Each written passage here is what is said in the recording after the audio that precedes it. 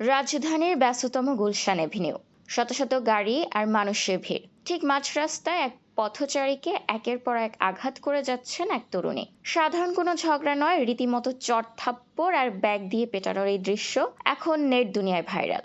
ভিডিওতে দেখা যাওয়া এই তরুণী আর কেউ নন, তিনি রাশিয়ার বংশোদ্ভূত বাংলাদেশি মডেল মনিকা কবির।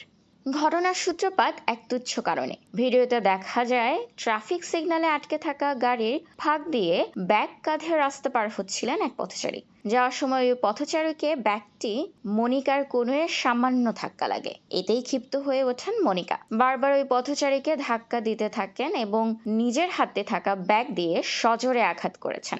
অসহায় ওই পথচারী নিজেকে বাঁচানোর চেষ্টা করলেও মনিকা থামছিলেন না।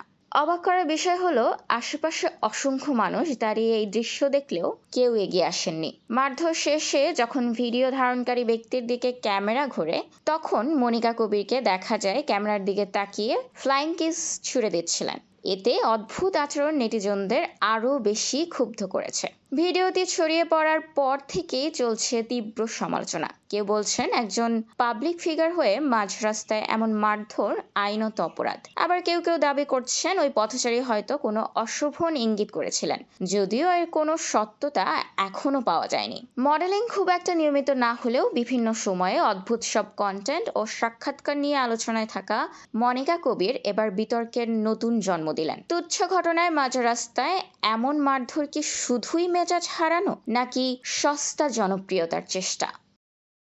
খোলা কাগজ, ঢাকা।